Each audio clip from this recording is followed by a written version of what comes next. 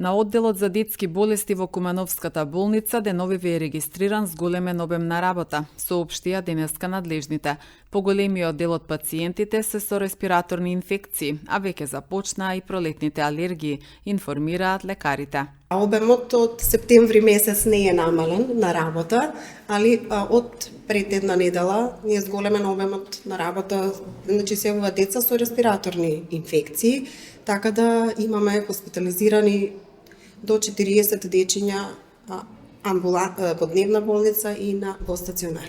Сега се со респираторни инфекции, значи обично доаѓаат, матичните ги третираат горно респираторните, така да кај нас доаѓаат со компликации, деца со обструктивен бронхит, деца со пневмонии, искомплицирани вирусни пневмонии, изолираме бактерии од типот на мораксела и стрептококус пневмонија, а овој момент е и почеток на алергиските пролетните алергии, значи алергиски риносинусити и обструктивните бронхити кај дечињата, значи или дечиња кои што се со астматичари. Дечињата што се со алергии на полени, значи се составени на терапија, значи на локална кортикопревентивна терапија, во случај на кашлица се третираат со бронходилататори, во време, значи наутро, да не излегуваат толку кога се, значи кога највисоко е нивото на поленот во околината и мислам тие се препораките.